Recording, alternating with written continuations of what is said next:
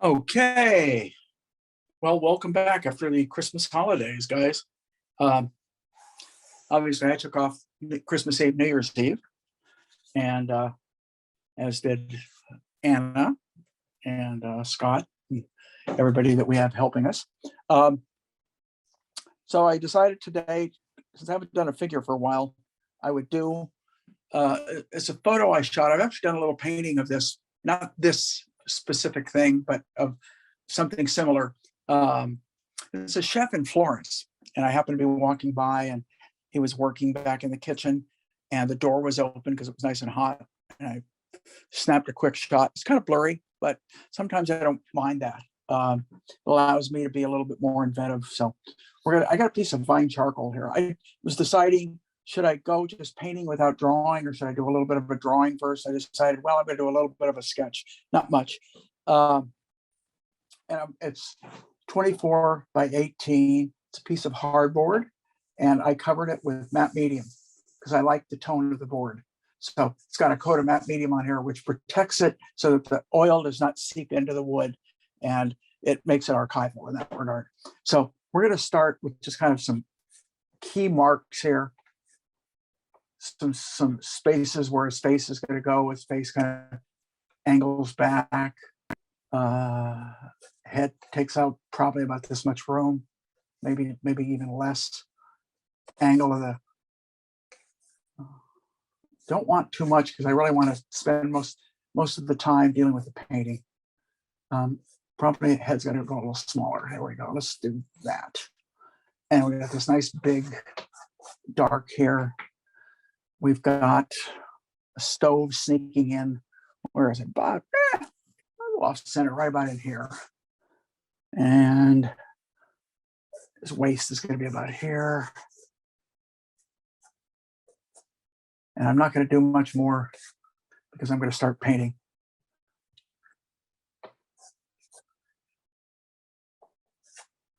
That's about all I'm going to put in there for right now.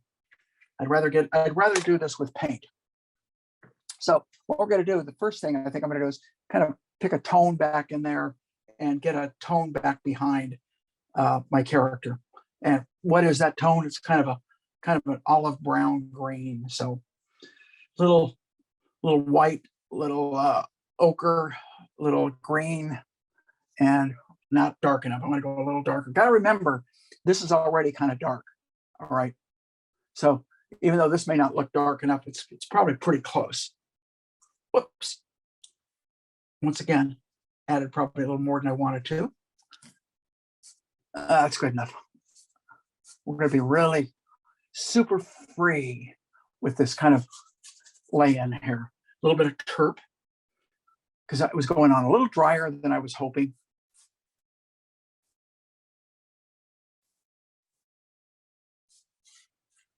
And if some of this background comes through, it's going to be fine with me.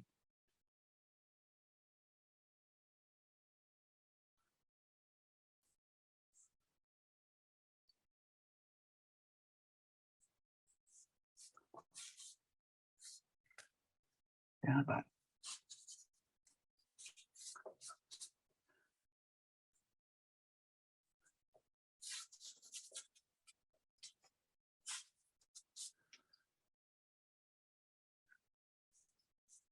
okay, let's keep going. We're going to grab darken it, adding just a little bit more asphaltum, a little bit more ultramarine blue. I'm going to get these darks in. Darks kind of off center, right about maybe here. A little bit greener than I wanted, so I threw a little more asphaltum into it. Let's do it one more time. There, another one there.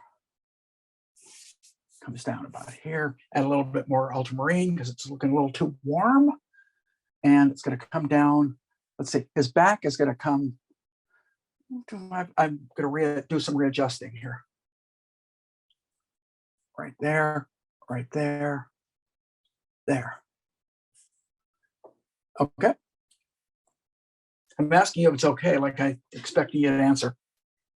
Yep. Okay, we're going to bring it down. Get some nice dark over in here. The more loose and abstract I can keep this in the beginning, in my estimation, the better the painting will be. But there, let's take a lot of terp, ultramarine. Staying with the darks right now. We're using the darks as a drawing tool.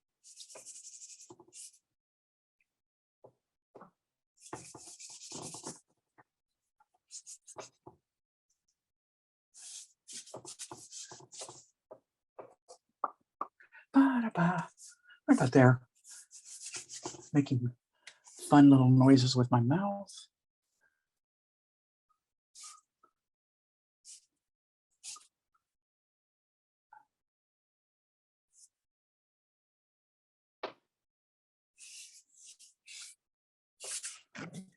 Get a lot of this background junk laid in quickly, as dark as I can go with the ultramarine and the asphaltum.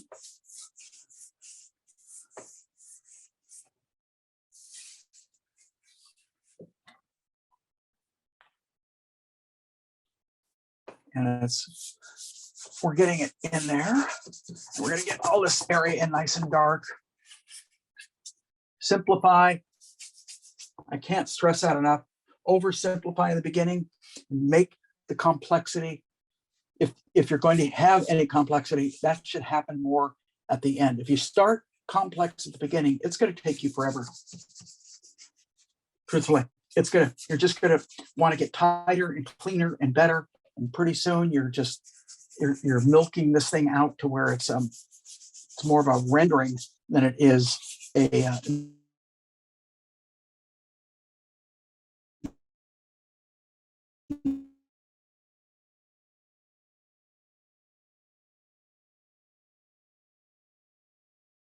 there. Come down there. There's a little perspective here. A little dark back up in here.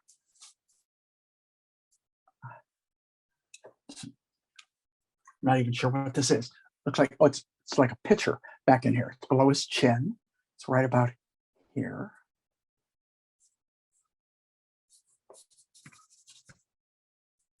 It's probably a little darker than I wanted, but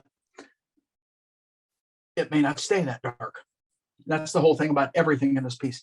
Just because you're laying it in this way in the beginning doesn't mean it's going to end up exactly the way you're starting it. That's something to always keep in mind. That goes for any subject you paint. It doesn't mean just because you start it one way doesn't mean that that's how it's going to end up. So I don't have a violet, so I'm going to use my ultramarine and my alizarin together, and we're going to try and put that little scarf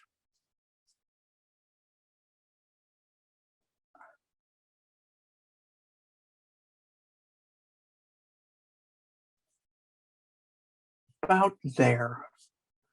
I probably got it down too low in the front, but that's okay.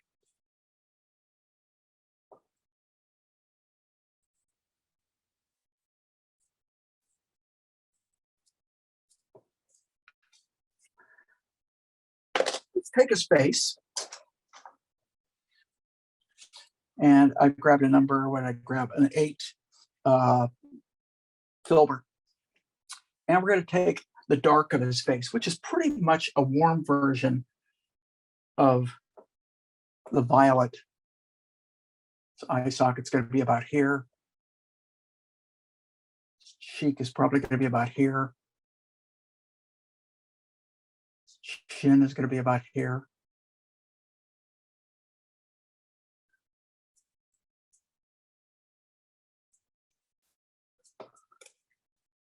And his nose, I'm going to warm that color up with some alizarin and some, I have a cat orange hue.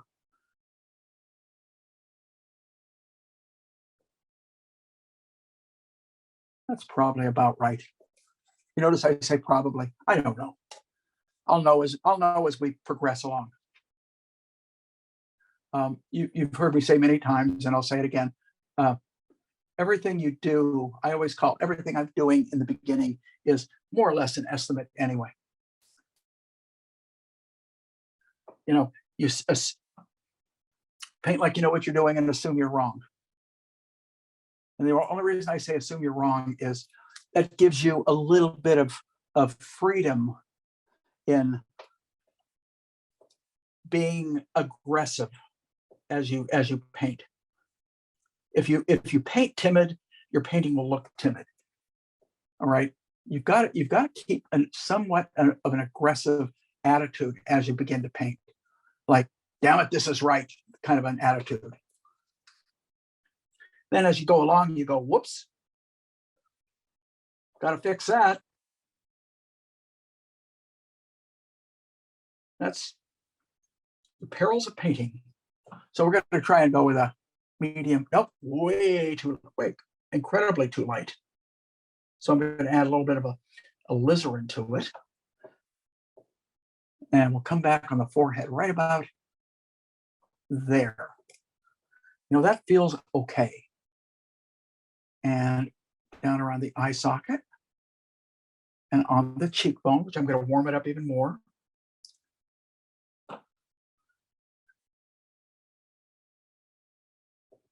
About there.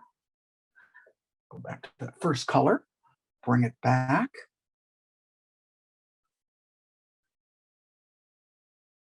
Down on the neck.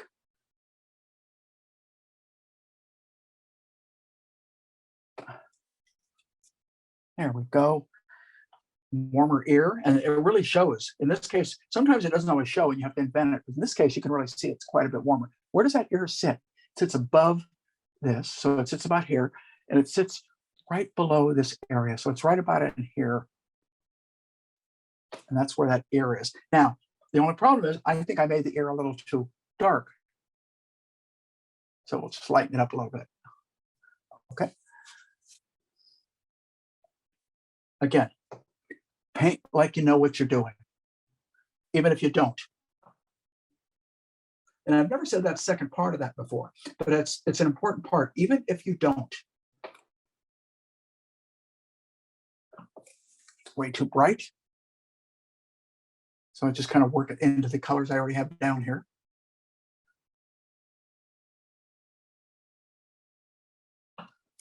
We'll leave it at this for right now because I want to move on to other areas. Front of that ear, and we'll leave it all alone at this point. The head is starting to feel like a head, and once you get it starting to, a mistake I used to make, and I like to always tell people about problems that I encountered and I realized and I overcame, and that is when something started looking good, I wanted to go further with it. I was so happy that it was looking good that I really felt like, geez, I need to take this further. I need to really, really finish this. Trying to match that background kind of a value.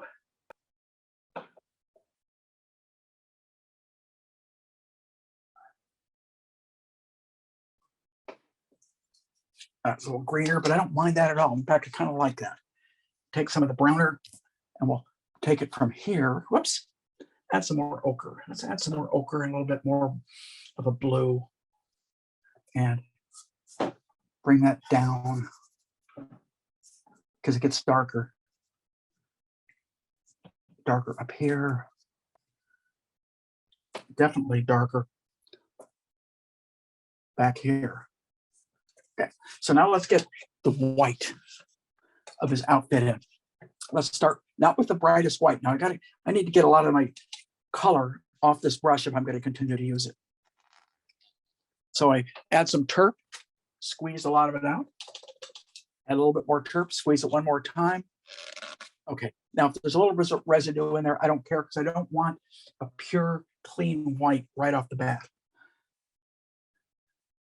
I'm going to add a little of my blue and a little ochre to the white.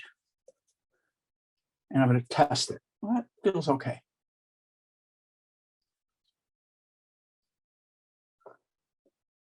That's good enough. All right. So I'm going to darken that just a little bit. with a little umber or asphaltum and a little bit of ultramarine, and that grays it back down. It gives me kind of a somewhat of a shadow color of that shirt. And that's really what I'm looking for. White in shadow, which is still pretty darn light.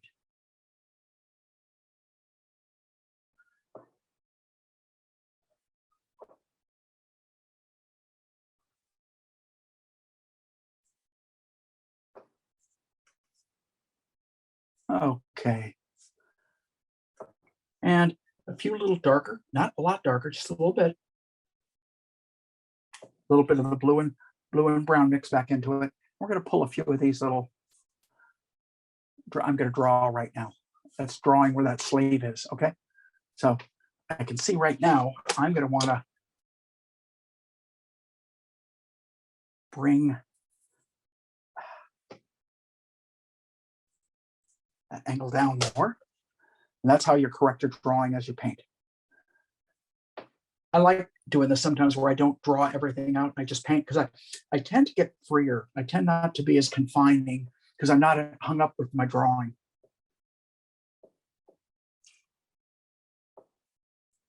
Cuff, some of the pulls. That's a little bluer than I wanted. So I actually mix some of the flesh tone back into it, believe it or not. There we go. And just a little darker right at the, okay. That feels okay.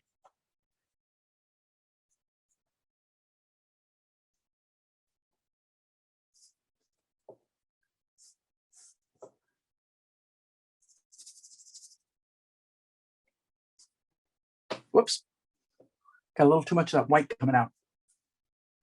Now it's a little too blue, so mix a little bit more of an orange. Remember, what you're doing when you want to counter any color, so if it's a little too blue, you're going to mix a little orange. It's playing with complements. If it's a little too red, you throw a little more green into it, and so on and so forth, until you get it where you want it. And that's the whole idea with the painting, is fuss around with it until you get it where you want it, okay? I'm going to add this dark, so I'm going to take alizarin. I've got some residue in my brush of the other colors, a little bit of maybe green thrown into that alizarin to dull it, keep it nice and dark. And we want to come down right about here. Boy, pretty close. I like that when it happens. That's pretty good color there. Maybe a little more green. Maybe it's a little too red. I got some of that residue coming out, and it lightens the color up. So a little more green and red into that, and we'll go back over it.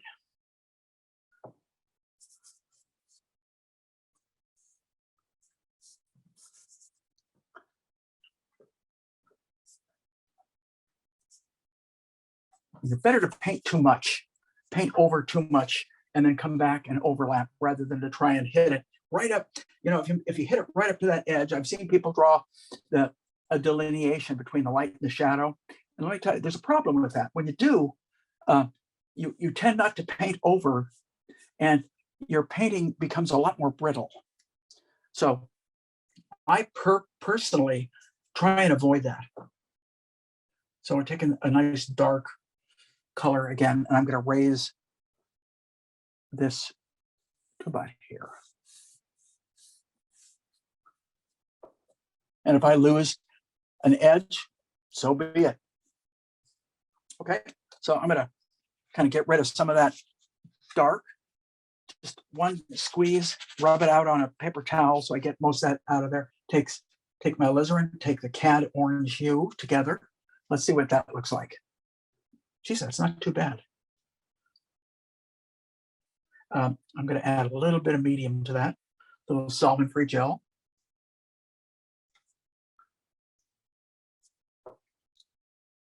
Every time I paint and I push into this color, I pick up that color. So I have to constantly readjust sometimes the color that I'm applying. It's a little redder than so I add a little more alizarin. We want a kind of a soft edge there, so kind of scumble that in there. Down about here. Push it up. Push your brush, pull your brush. So I sound like a cheerleader.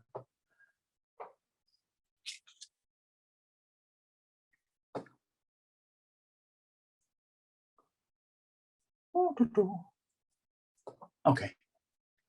I got a nice kind of a gradation starting to happen there, which is making me feel okay.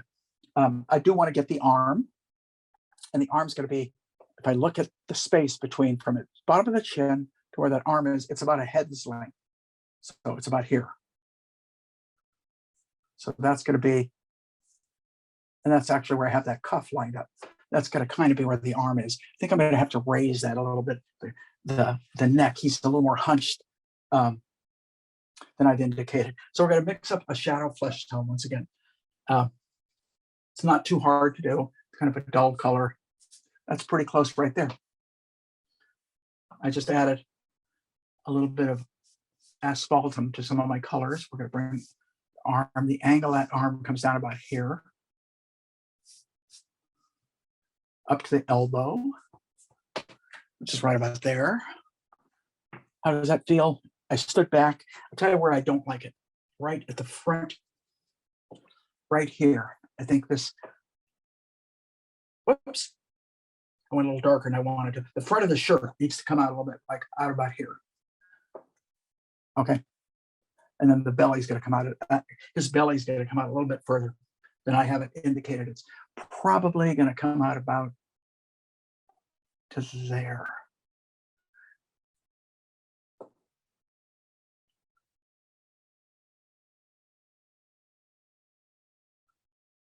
Okay.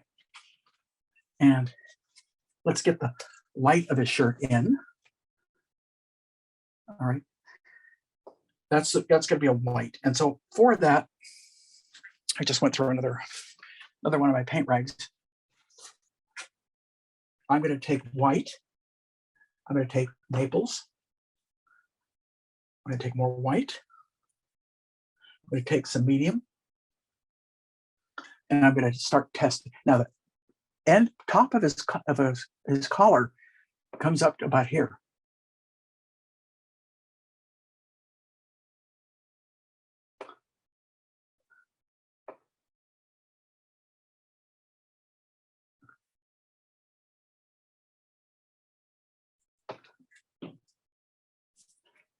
Okay, now we're drawing with shapes. So I put one shape in, I correct another shape.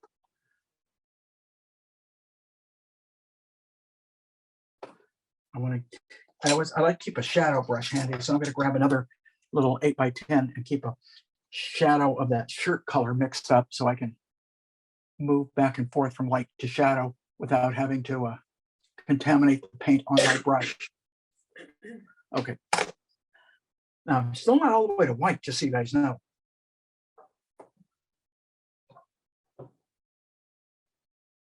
And I want to go a little bit, not quite as white on the sleeve. So Bill was saying that he'd like you to explain a little bit about when you say he loves when you say in the early stages, paint like you know what you're doing with loose energy. He's not sure he's ever had that emotion, but would love to for you to explain more about it. Look at what you're painting. Thanks for the question too. Look at what you're painting. Yeah. Try and understand what you're about to paint. Once you understand what you're about to paint, go at it with, I don't want to say reckless abandon, but with authority, not timidity. Do not be timid. Be bold and correct, as opposed to be timid and kind of nurture. Whoops, I bumped that. There is a time for that, by the way. There is a time that you're going to want to be a little bit more, I don't want to use the word timid, but you're going to want to be a little bit more cautious.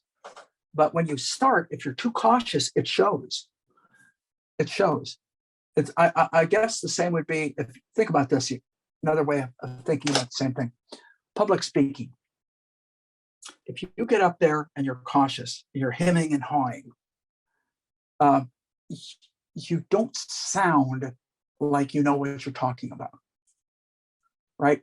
Or if you get up there and, I mean, I think one of the best examples of this are comedians. My God, comedians have to have a lot of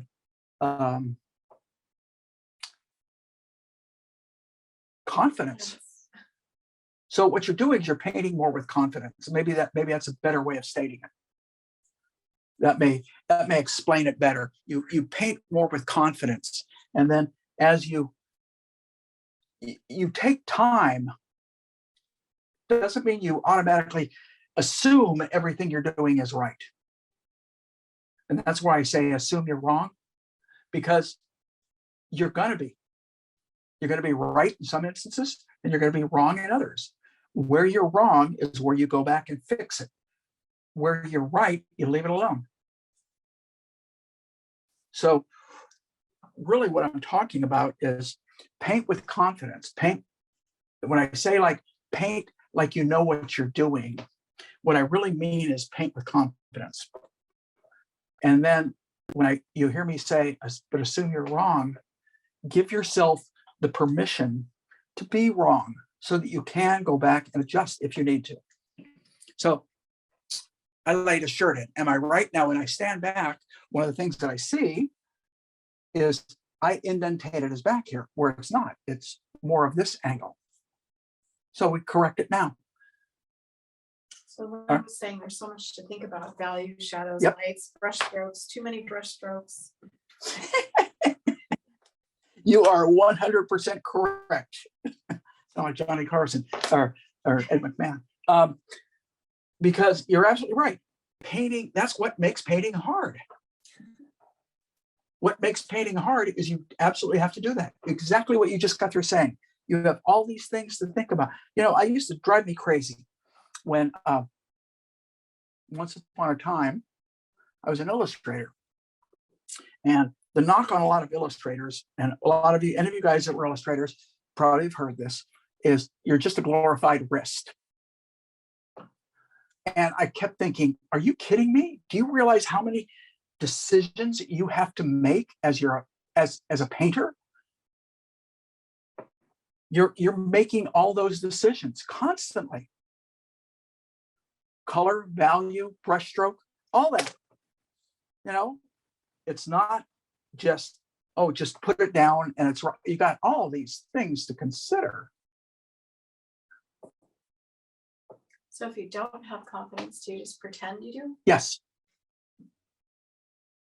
Was that the question? That's a great question. That was my question. No, that's great. That's great. You pretend like you do. Just like, that's too light. I pretended like I knew what I was doing.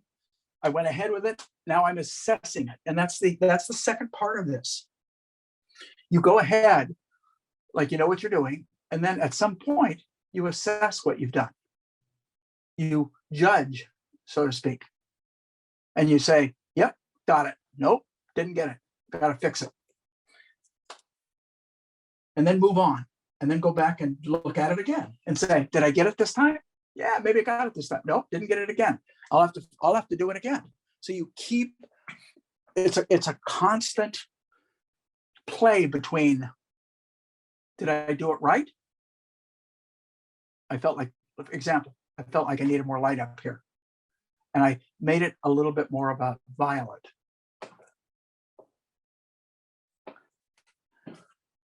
Now, as I stand back, to me, that looks a lot better than it did. I popped back for a second, but we got to watch out for all this. Now there's probably a potato chip bag, but let's treat it a little bit more abstract. So I don't want to make it as light as the shirt, but I want it light. So we're going to take it and we're going to do something like that. And probably pasta. What? Yeah, you're probably right. It probably is pasta.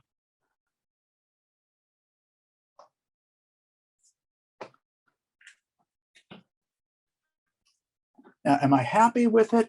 this is something you're going to have to constantly question yourself about. Am I happy with it? If you are, keep going. If you're not, but you're always going to go back and readjust. You're always going to go back and look at this thing and fix things that you thought maybe were right, but maybe as you move along, you realize, geez, here I thought that was right, and look how far off I am. So I'm carving right now, meaning I'm using the background to change what's going on. Now I want to get a nice dark in there, so I'm going to take a look at my time. I'm only a half an hour into it, so I can take this dark. I need some more terp because I can feel the that's the other thing. You have to consistency of the paint. You talked about value color, all that stuff, but when I was learning how to paint, the hardest thing for me to figure out was paint consistency. Too dry, too thick, too wet. And now I know how to compensate for if it's too wet. If it's too wet, I can compensate. If it's too dry, I can compensate. So I stood back. Now I noticed I have a stronger angle there. I want that angle to be a little bit more, and I want to loosen that edge up. So we're gonna, don't like that.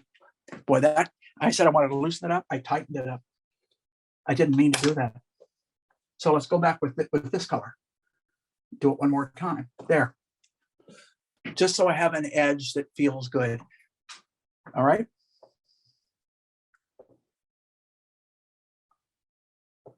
And that's the other thing I haven't talked about, edges, which to me, I think once you become pretty adept at color, value, and even maybe brushwork, then you start concentrating more on other things. And one of those other things for me has been edges. Do I like, does it feel too brittle? Are the edges too harsh? And if they are, I will fix it. I will adjust it. Soften that.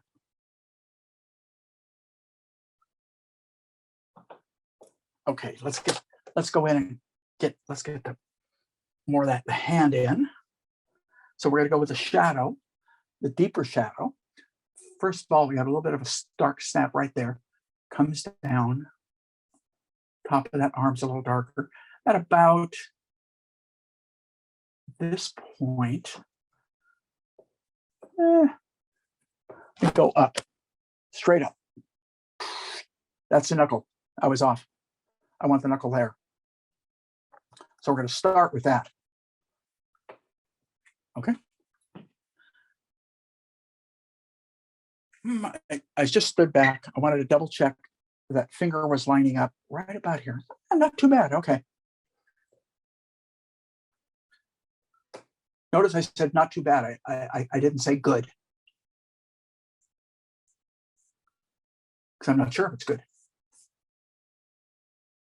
Stronger elbow. Now let's get a little light on that upper arm.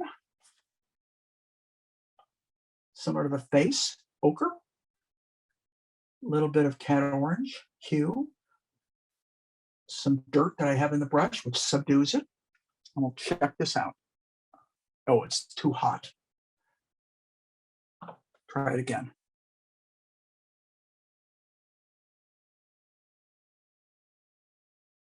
A little bit. I was reddening up the elbows.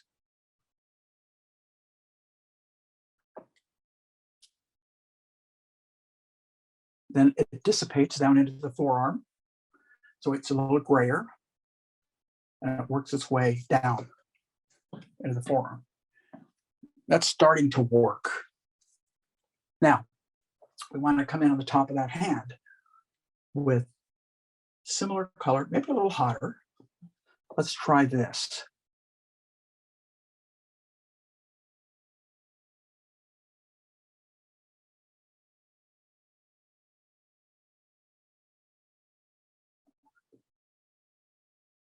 Assume like I know what I'm doing.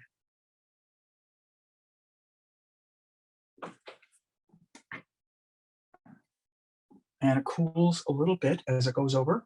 Just add a little bit more violet to that color. At about, it's probably a little too cool right there. So I'll go back and add a little bit more of the warm into it. We'll leave that alone. Right now, we can leave it alone because what's around the hand is going to make it work. All right. So we need to get some of that abstract kind of stuff going there. And what we're going to start with is right up around here.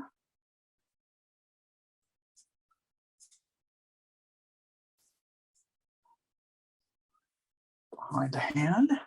Looks like a bowl.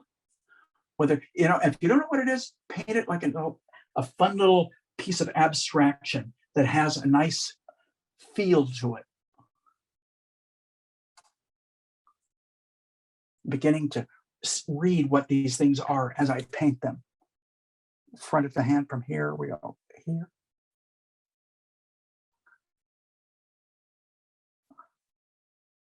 Can you discuss more about paint consistency and how you warm paint up, or does it warm? Say the second part. Warm up to you. So just talk more about paint consistency and also Paint consistency. about warming up paint. When you say you're warming it up. When I say, those are two different things, by the way. Yeah. When I refer to paint consistency, I'm referring to how wet the paint is. I'm referring to how thick the paint is. I'm referring to how dry it might be. All right, all those things are paint consistency. When I'm dealing with warming it up, I'm dealing with, do I want to warm it up with a really intense warm or just a very subtle warm? Example, do I want to use a strong alizarin, or do I want to keep it more towards, say, an ochre and and that has to do with what we call intensity. Intensity, and intensity is the brightness of a color. What you think of how bright, how pure a color may be. So you've got, again, and you guys said it, you've got color, you got value, you got brushstroke, you got paint consistent, you got all these things that you're thinking about every time you put a stroke down. Believe it or not, every time you put a stroke down, there are so many thoughts that go through your head, whether you realize it or not, or there should be. And sometimes I don't realize whether I've got the right value or right consistency until I go to put the paint down. That's probably a little lighter than I was hoping, but it's not bad. It's not bad. It feels okay. And sometimes I want to make things lighter. Sometimes I want to make things darker. All right. Now that becomes something you learn through experience. There's no way I can say you make it darker when it's like this, you make it lighter when it's like this. It would be nice if we could do that, but it's not that way. You have to feel that out. That becomes personal aesthetics. The best way to learn that is to look at great art. And I recommend if you can look at a great art in original form, do so.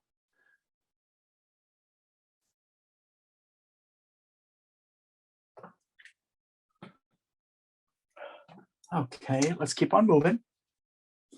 Got to add some lights in here. There's this really nice cup. I don't know what that is, but I sure like the feel of it. There's some lights, little snaps. There's some little color snaps back in there. A little color right in here. I'm just taking almost pure ochre. A little bit of a label. There's a little beautiful little yellow happening right.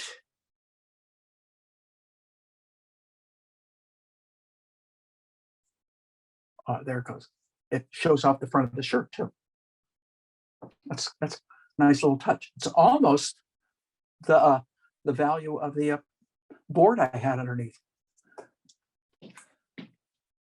See, now what I don't like right now is that arm is blending with that. So what I want to do is darken that. So I'm mixing right now, doing an adjustment.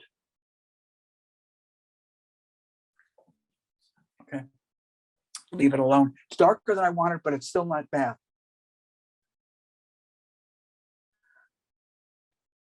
One of the nice things about these faster time frames, and I don't necessarily say all of you should try and do an hour and a half, 18 by 24 painting.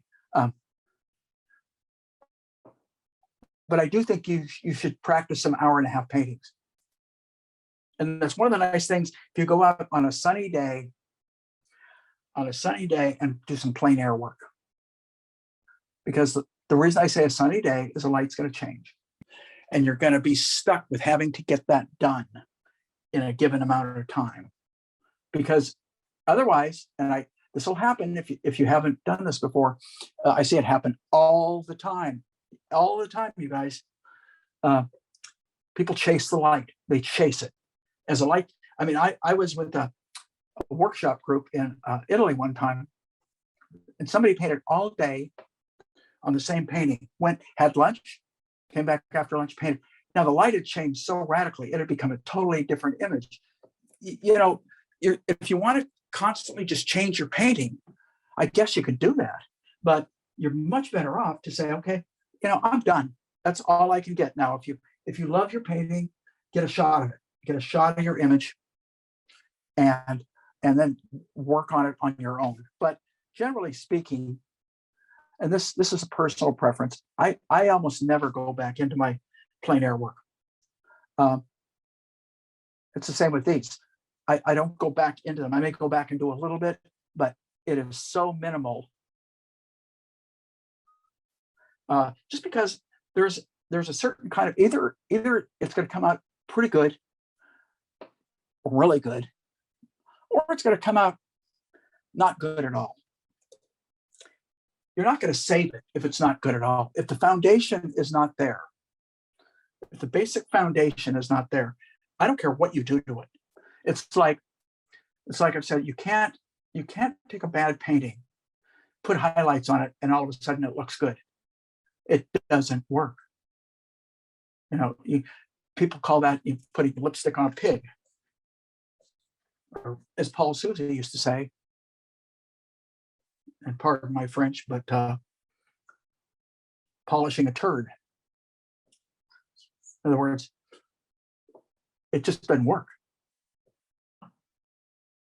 Supposed to say that on camera. Clean, nice, sharp stroke. That's a little darker, a little lighter than I wanted.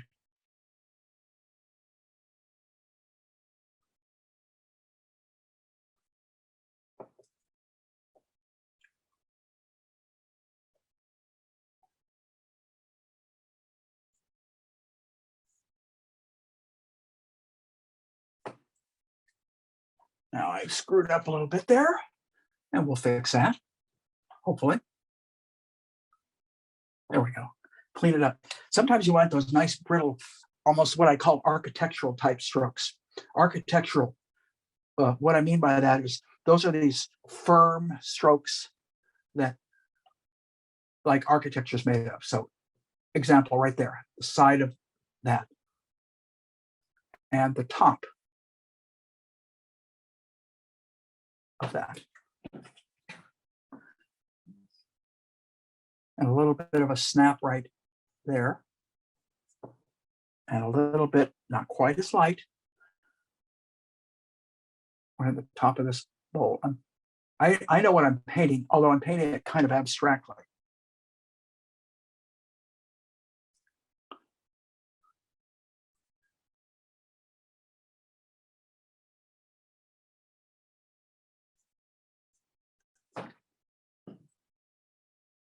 It's working okay. Beggars can't be choosers. Sometimes, I'll tell you what, I've looked at these masters, John Singer Sargent is one of them, and you see these strokes, and if you just isolate down on a stroke, it's stroke. It's not a tree, it's not a bush, it's not a reef, it's a stroke. But in the context of the entirety of the whole piece, it becomes an integral element into what that whole piece is all about. That is really understanding what you're doing, and it's almost what I said about paint like you know what you're doing.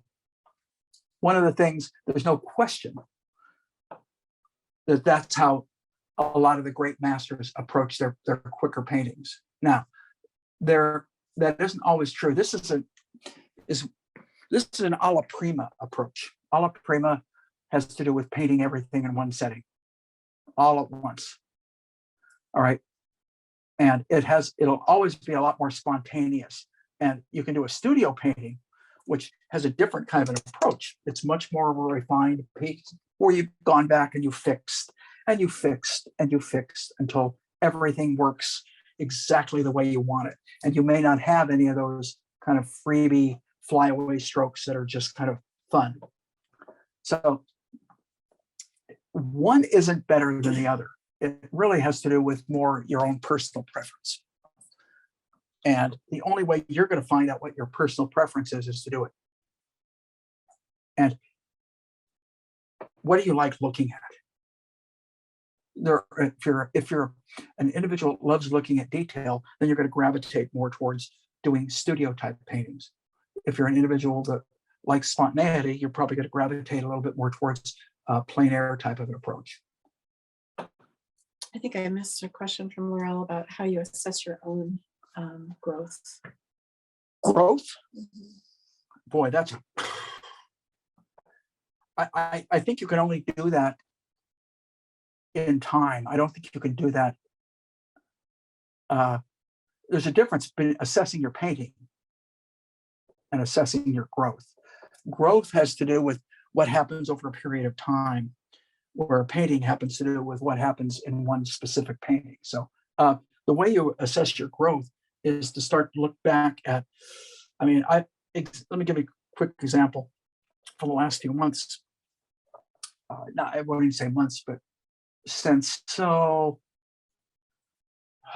do we talk about? Maybe October.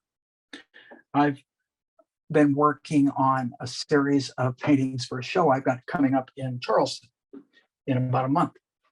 So I haven't posted any new works. People have wondered, how come we haven't posted anything new? Well, that's why. I don't like to post until I'm pretty much done with the show. So I have not posted anything new, but I can now look back at those paintings and I can see some of them are better than I thought they were. Some of them aren't. And that has to do with you assess your work at a time that it is not at the time you've done it. Let's put it that way. That's the only way to assess your growth, because it has to do with more than just a painting. I don't know if that helps, if that's, but assessing your growth is something, and you really have to be objective. You really, we get students.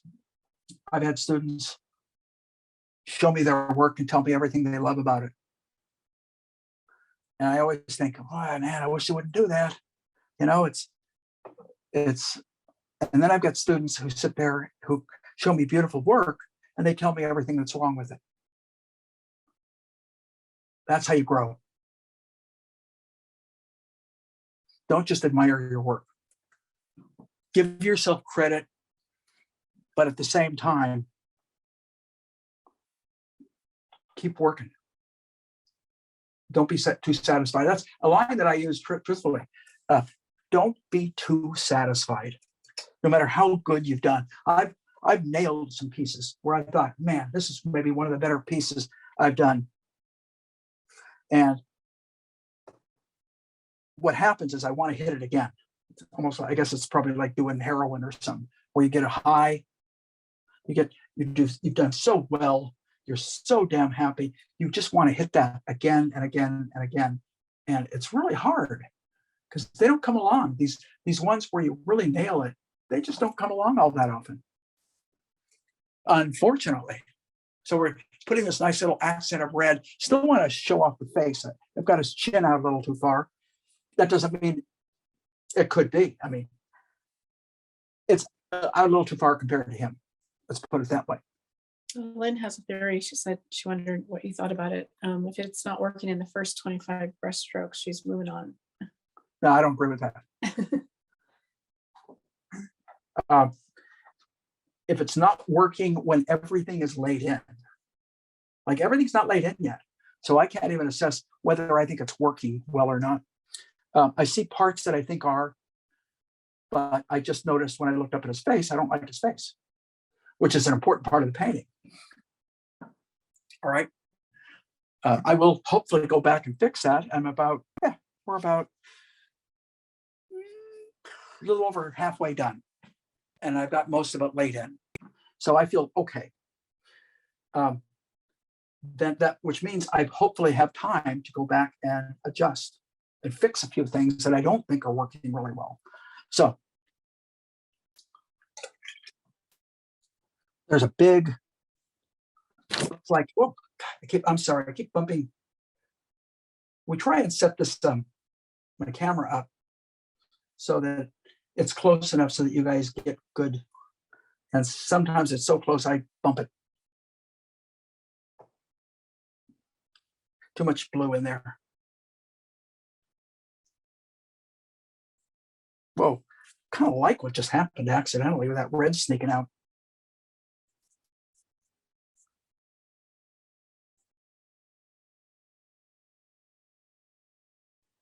It's got a handle that sticks out there.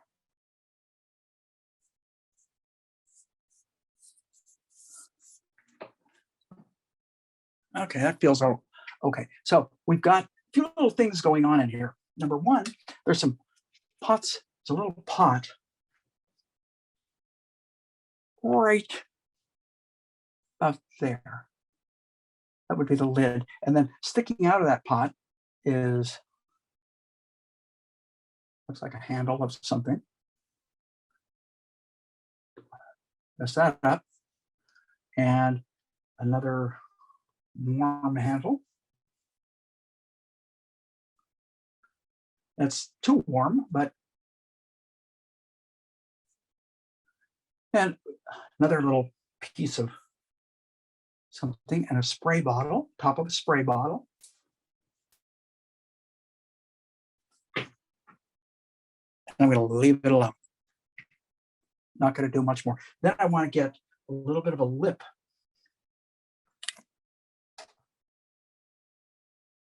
A little bit warmer. A little bit of a lip right on this table.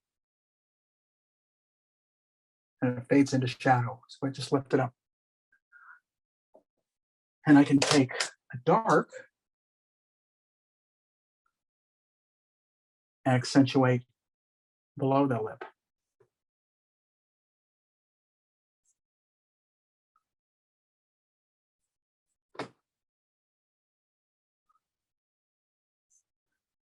Okay.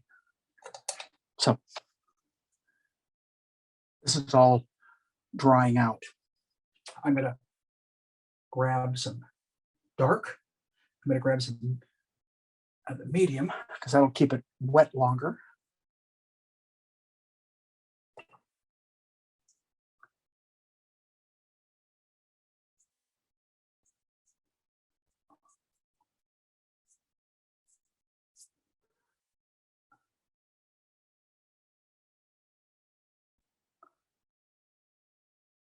And we'll get the edge of the stove in.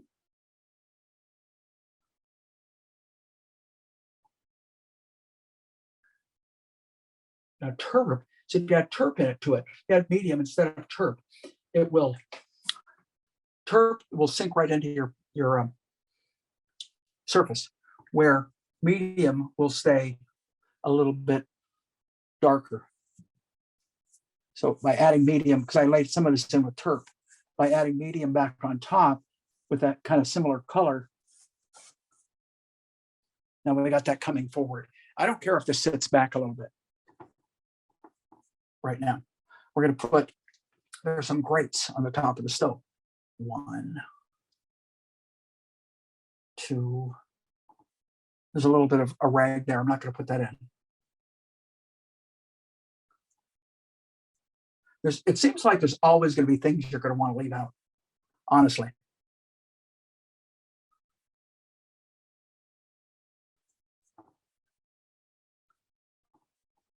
Okay, more medium, more paint. Let's get that all the way down.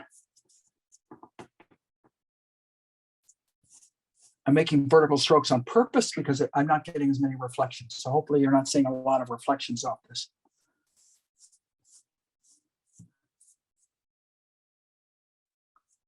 And I'm gonna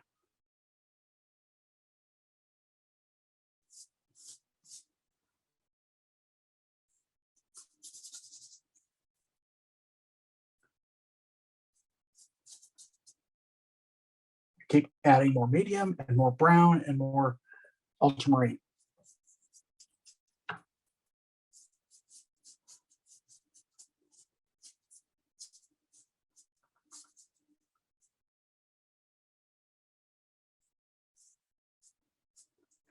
Okay. There is, I love this kind of can. It's the trash can. And it's this top is it's probably a garbage bag in that trash can. But I like the fact that it forces us to look past.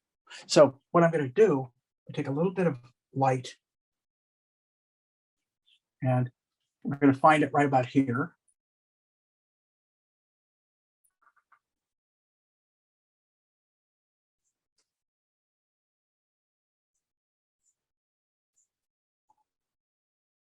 Paint like I know what I'm doing.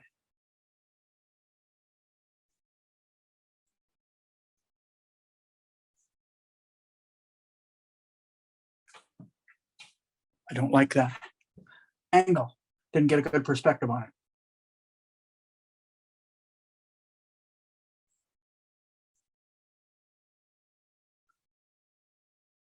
it.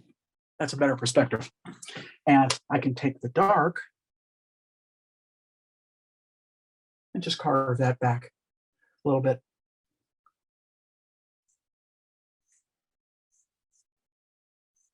There we go. A little bit up. Okay, let's do a little bit on the grill. Get some lights happening in there. Not bright light, but we get a little bit of light right about here. Laurel wants to know if you work in a series. What? If you work in a series. Do I work in a series? For a show, yes. That's the answer. I don't always. The answer is no, but for a show, yes. The show I'm working on at present is a combination of New York and Charleston, which is where the show is going to be. Now, the New York stuff is really taxing me because it's very heavily architecturally and busy.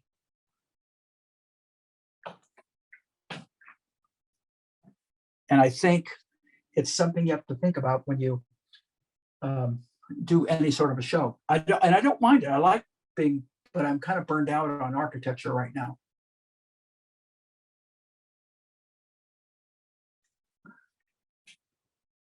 It's a light on the edge of that stove.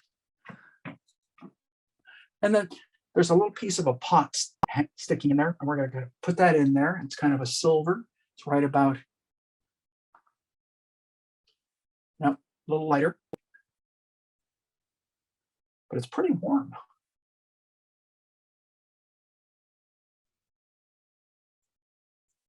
It's a little bit lighter than I wanted. So I kind of mix a few little darks into it. And right down at its base, it's pretty dark. And the top of it, it's got a nice light edge.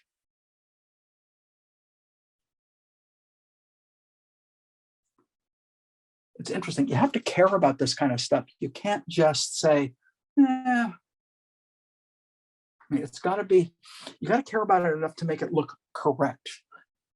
So before I put anything crossing this, I want to get some of these back tones in. And I see a violet color right now. I need a lot of medium in the paint because I can feel the paint getting kind of dry. It's kind of a violet with a little bit of a blue tinge right about here. Right about there. go a little lighter.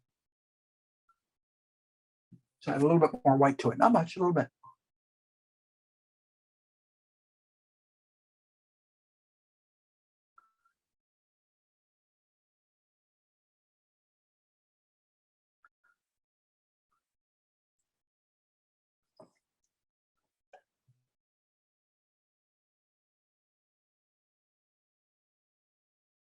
Okay. And then a slightly more ochre, green kind of a color off to the left of it. So we mixed, I took the same color, I just leaned it more towards a green, and it comes right down about here. Not that it has to come in exactly that spot, but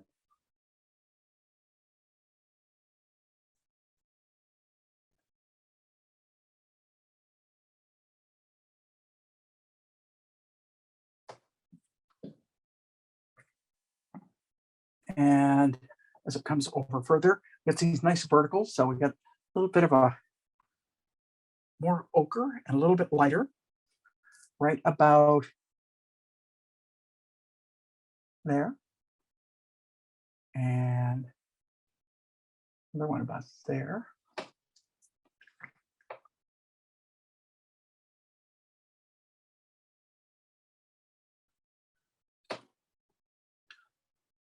Kind of just some abstract lights up in here.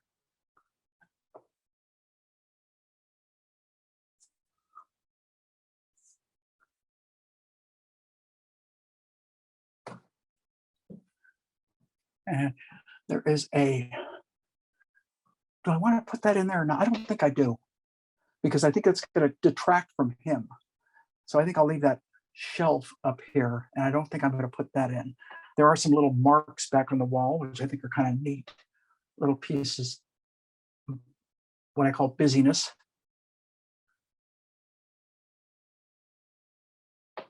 And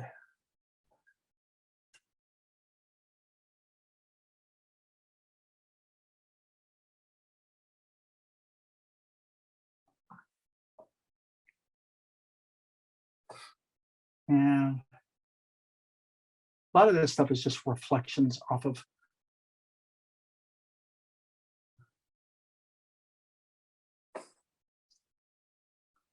and gives you an opportunity to kind of flicker little colors here and there. Just kind of play around a little bit. Now I see another thing I can do here. I want to keep an eye on the time. Okay, I've got just about a half an hour left. So if I use my time wisely, I will give myself enough time to be able to go back in and work on the guy's face.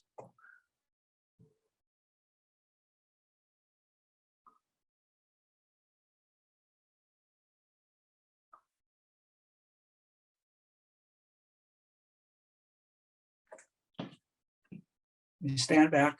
How's it shaping up as a total? It's a question you always have to ask yourself. My feeling is it's okay. Is it really good? No. Is it really bad? I don't think so. So where does it sit? It's somewhere in between. What's interesting is sometimes I'll look at it later and I'll go, really didn't come out as good as I thought. Other times they come out later and that has to do with growth, assessing your growth. When someone asked me that question earlier, I think Lorraine asked it. When she asked about assessing your growth, that's how you assess it. You never assess it at the moment you do it. Growth is something that happens over a period of time. When I first started trying to learn how to paint in school, I wanted to be good right then. I wasn't. And 2 years later, I noticed a big improvement. Now, for me, it was 2 years, but it might have been because my mindset was geared a different direction. And I've watched students, I've had students that amaze me. They pick it up so fast that I'm envious. I wish I would have picked up things that fast. I didn't.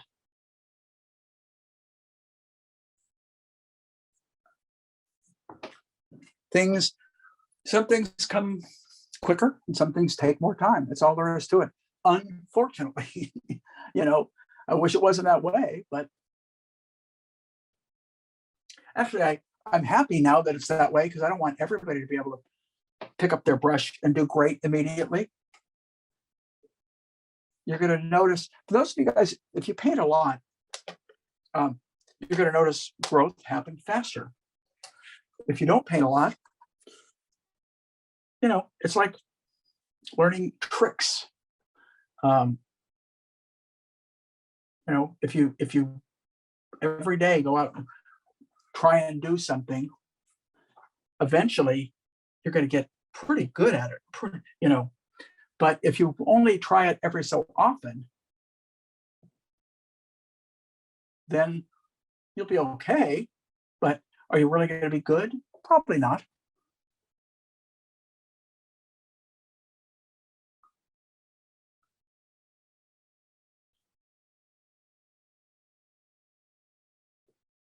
I'm putting handles in, which I think some of those something bothers me up in here. I need to do a lot of work. So I want to get this in right away.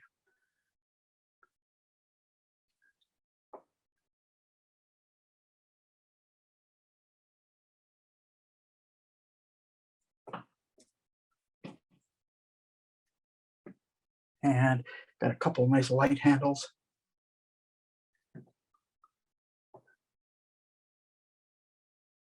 Well, let's get the handle on the pot first, which is a little darker. It's about here, and it goes up to about here. Okay. There's a little bit of a brighter one right back behind it.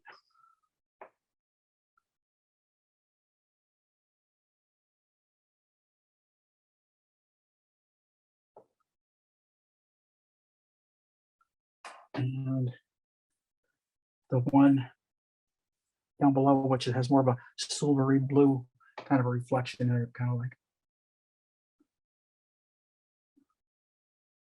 And the top of it.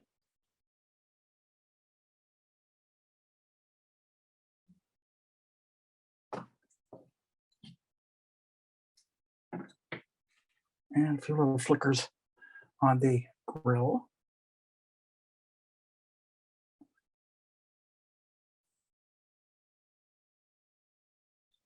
What brand of paints do you prefer using? Brand? Mm-hmm. Most of my paints, most of them, not all of them, most of them are Gamblin. But I like using good paint.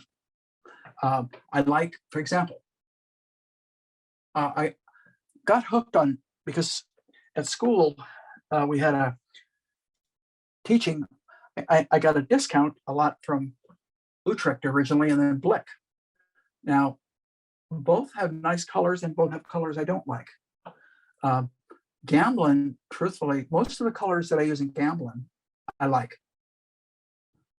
And so if someone said you don't have to stick with one brand, that's probably the brand that I would stick with. Just simply due to the fact that it has more of what I think, for me, works the best. It may not for you. Every artist is different. Some artists, I know artists that love Rembrandts, and I have some Rembrandts I love too. In fact, I'm going to mess around with some Cobra, which is a part of Talons. Also, I'm going to mess around with Cobra water soluble, because I really want to. I'm thinking of next time in my European workshop, maybe taking water soluble oil, so I don't have to worry about trying to find mediums. Okay, I'm going to go back on his face for a little bit now. Let's see, let me pick a smaller brush. I just bought this one. This is a number 4. I don't use those too often, but let's see what I can do. I'm going to use some vertical strokes because some of those. Okay, now we want to in his nose. I'm going to, whoops, I got a little white on that. I just noticed I didn't want white. Go back, hit a nostril. Okay, I'm going to take the little bit more brown or asphaltum, and I'm going to bring that eyebrow out there, the eye socket, back about there. And then we're going to go into the interior of the ear.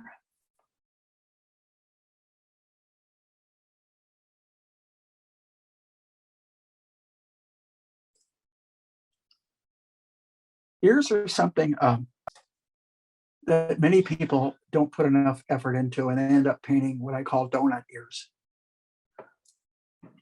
And when an ear is facing you, take the time and get it accurate.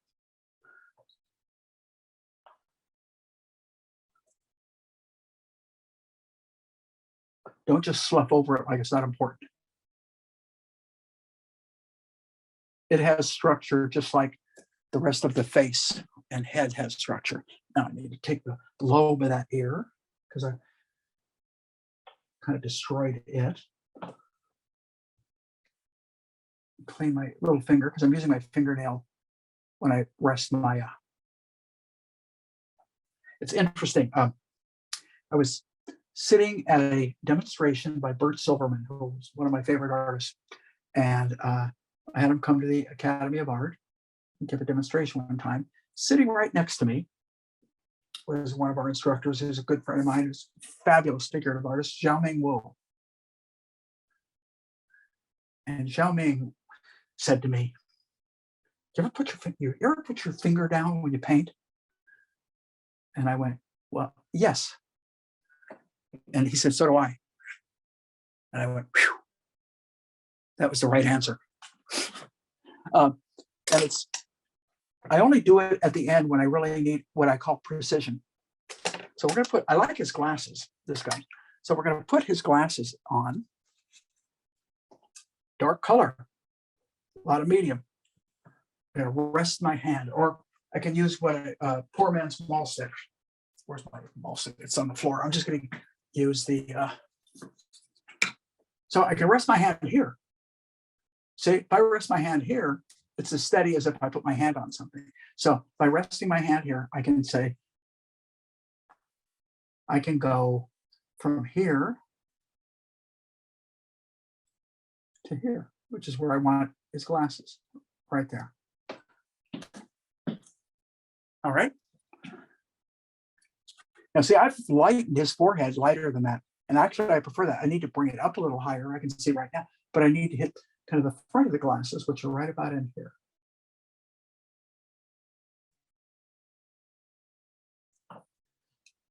Okay. Actually, I'm going to compliment myself. I think that really helped. Prior to that, it was okay, but I think that actually helped quite a bit. So I'm going to take that forehead and I'm going to raise the scarf a little bit, right about there. So now we've got this guy. Hand's looking okay. The arm leading into the hand isn't quite what I wanted. Match this color. Come in, kind of hit the wrist. Can you move the stick?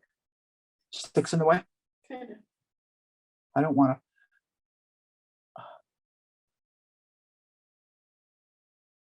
Let me see, that one.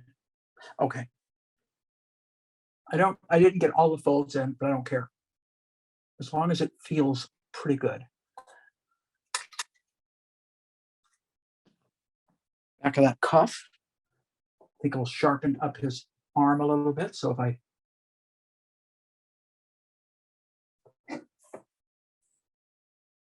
and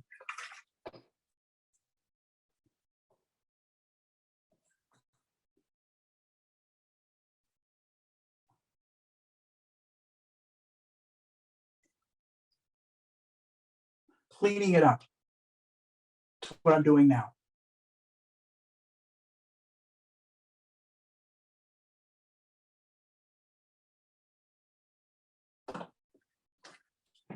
So anything, if I want something more precise towards the end, that's what I'll do. Now, one of the things that I think I can do here is because these are adjustments now. I'm going to darken this whole area back here because I'm not going to show that crate.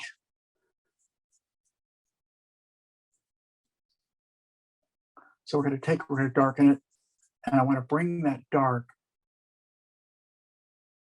And I'm probably getting reflection, so I will use verticals.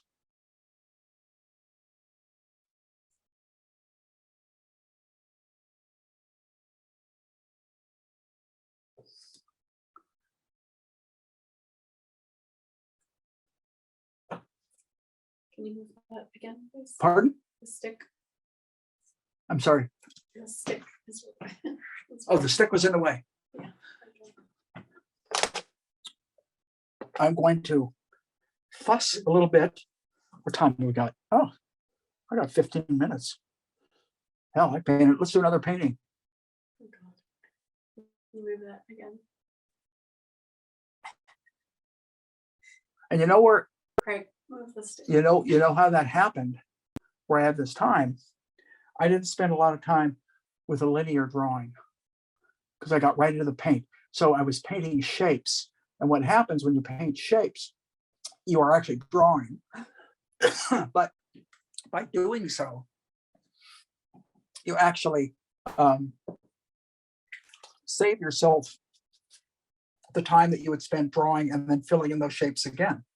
So, you have to have a little more confidence as you move along, but it can make a huge difference.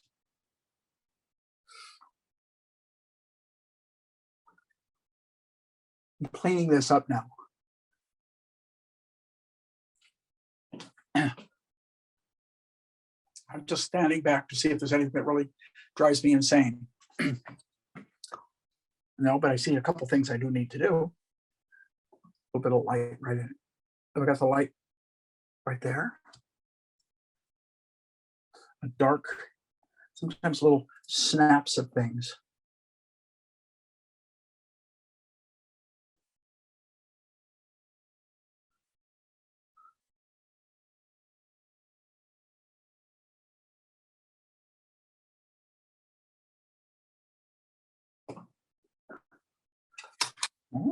See a few little things that I can go back on. Sometimes it's amazing. You can leave things out and they really don't, it doesn't hurt your painting. It's editing. So one of the things that when I worked on developing the class that I call Quick Studies, I came up with I realized as I was painting that you don't have to have everything in there. And then as I started analyzing other great artists from the past, I realized they didn't put everything in. And which to me gave me the go ahead to say, hey, you don't have to put everything in. Now, what that overall enabled was the simple fact that you do not have to have everything in that you have in front of you to make it a really strong piece. You maybe need a few of the little things, but not too much. Now, that wasn't that strong, but I felt it was necessary. Now, this guy's foot helps define, let's define the floor, because that'll help define the edge of that can. So what I want to do, add a little bit more green to that because I don't want it too warm, but I want it right about here. There's a little bit of glare on the piece, unfortunately. Where? Just on the painting. Oh, so. It's the darks. Yeah. Whenever you have, Anna was just commenting about the glare. Whenever you paint with darks, you'll always have glare. And it doesn't show up for me right in front of me, but I know it shows up if you look at it at a distance. So it's just one of those things. It's just okay. And this foot is in there too. No, I want to get. I really want that more there.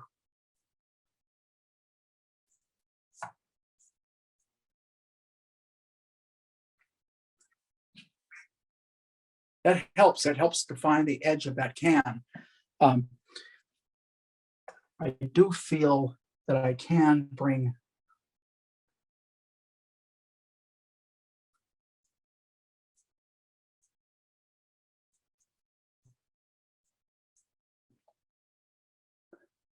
and I can see a few subtle pulls in his pants. Do I want to put him in? I want to understate him if I do.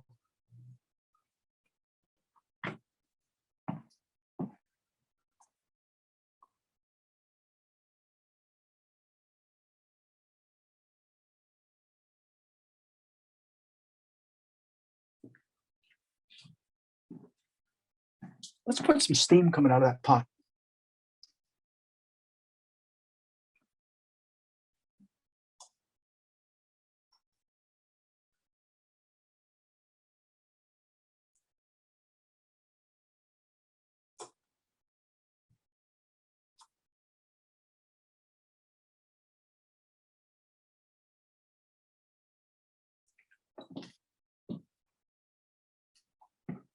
And one of the things that I like to do, I don't have much of it, but I can show a little bit of a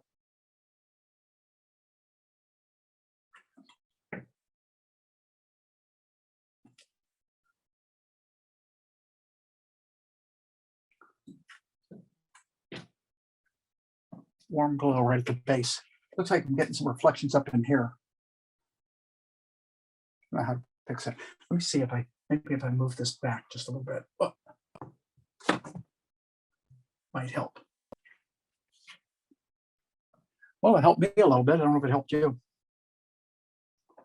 I'm adjusting values around my man right now. And I'm going to go back and use as many verticals on the darks as I possibly can, just for the sake of not getting glare.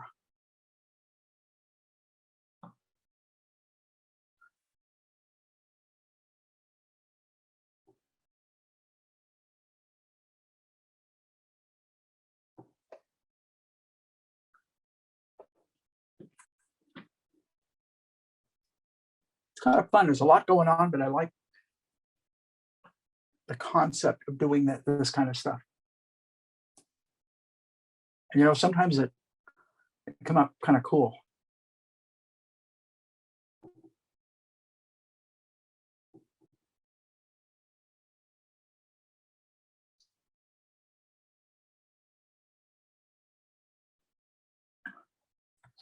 Let's get a little bit of a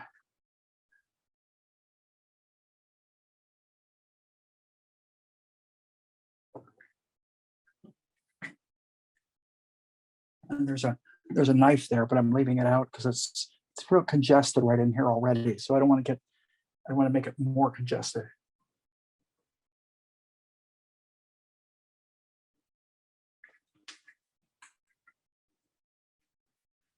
What I did is I was trying to get the continuity of that stripe. And these are the things at the end you do have the opportunity to go in and touch up.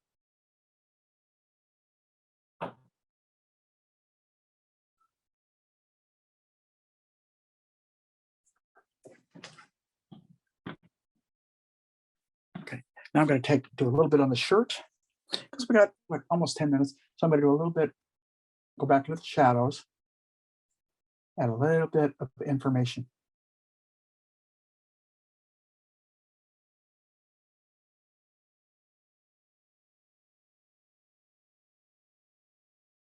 These are subtleties, and you don't necessarily need them. And I'm putting them in simply because I realize I've got the time.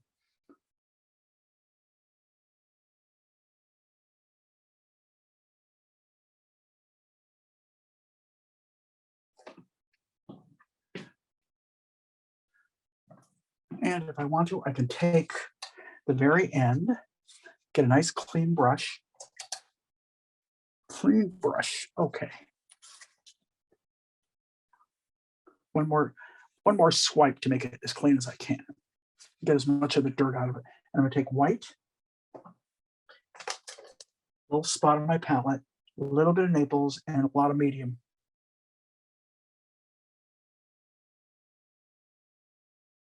And I'm gonna mix it up a little bit. So it gets a nice consistency. And what I can then do is lay it on top. I like how light that is. So I can enhance or strengthen my lights because I didn't go as bright and light as I possibly could have right off the bat. Tom wants to know what kind of lights we have in the studio and if you've changed them over time to improve lighting. I'll tell you why I'm laughing. We moved into this house in 1998. And I spent some money getting it was called natural white light bulbs. I've got the same bulbs in, they've lasted I've had to replace a few. It's called natural white light. They're fluorescents, but they're really good fluorescents. They're not, and I have 3 banks in my studio of them. I have one right there, That's what's little like a little behind where I'm standing above. And this is about a 10-foot ceiling, 9-foot ceiling, 10-foot. I have another one over, about 20 feet away, and another one over about 10 feet away. So in a triangular form, one here, and one here.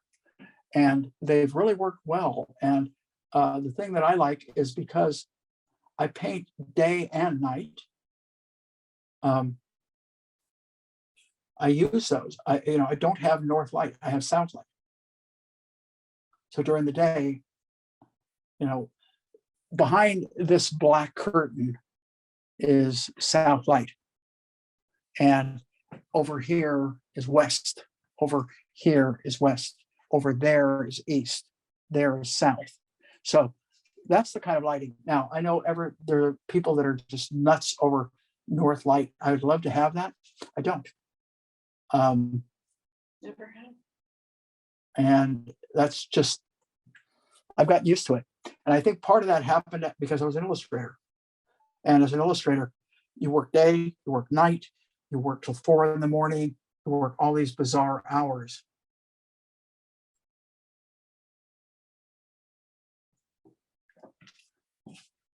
There, so I was able to enhance the bright lights on this. If I want to, I can go back into his, we've got about 3 or 4 more minutes. I'm actually going to finish on time for once. I don't know what the heck I'm going to tackle next week, but I wanted to get a figure in because it had been a while. So that was my reasoning for doing what I did today, was I just wanted to do a figure.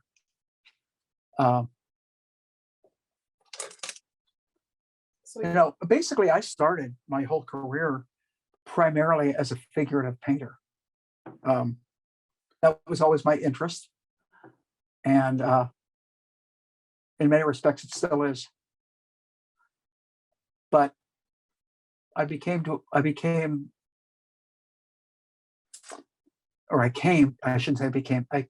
appreciate landscapes. Not much of a still life painter. I've taught it. I think it's one of the best ways to teach beginner painters is still life. But my love and my interest has primarily been figure, and it's developed to landscape and, for that matter, some cityscape.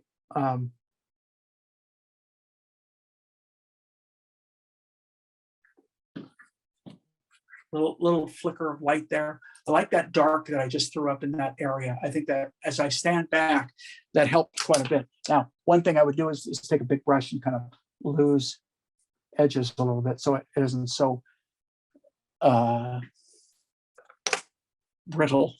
And I might, let's see, up in here, I might do a little bit of work right there.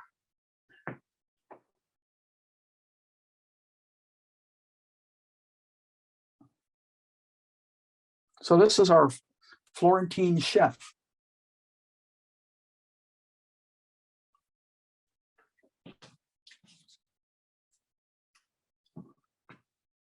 He's actually got another hand back there now that I see it. I didn't realize it at first. I'm gonna actually put it in. I've got about 3 minutes. So let's get it in there. Goes up here.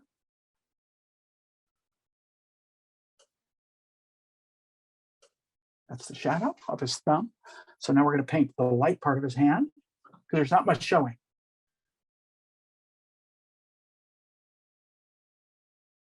His finger and the light part of his thumb. Right there. And then the top of his hand.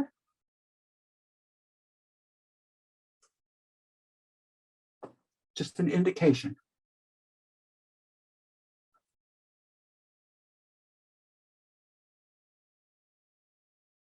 So the lighting in the studio is a mixture of cool light and warm light? Yes, it is. It is a mixture of warm and cool. So it's called natural light. And I literally, when we first developed the studio up here on the top floor, we spent a lot of time going out and looking at lighting before I really decided on one. And this is the one I decided on. And I've just gotten so used to it that. But one of the things that I should mention, something that I do, probably drives Anna crazy, but she knows I do it, is I will take a painting and move it when I'm not working on it. I'll take it downstairs and I'll set it in a different light. And I'll just leave it there while we're having dinner or something so I can see what it looks like in different light.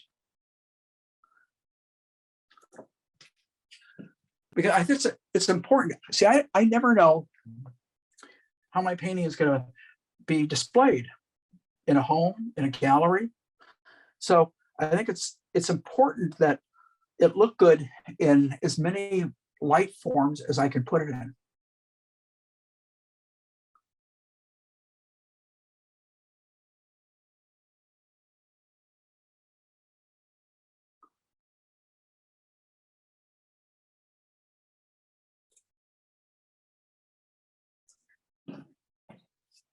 I think we're pretty much done. I think I wanted to.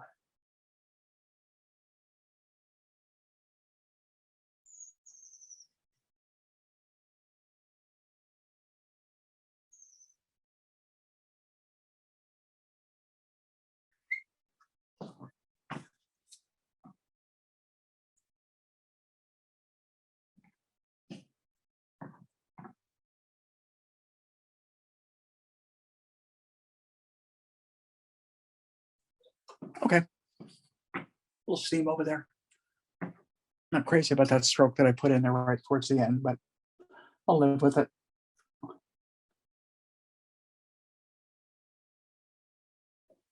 Anyway, you guys, I think that's going to wind it up, at least for this week.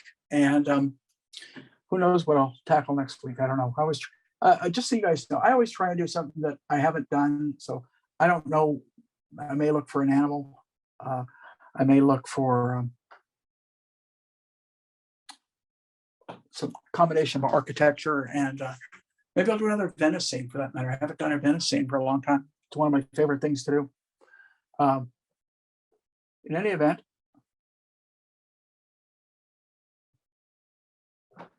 constantly adjusting that thing because it just didn't feel right. Everybody, Happy New Year. I definitely want to wish everybody Happy New Year. Hope it's better than last year in many ways. We're still planning our workshop in June in Italy, so I'm pretty sure it'll go. It went last year. And other than that, I'm going to keep painting. I hope you guys do too. And Happy New Year.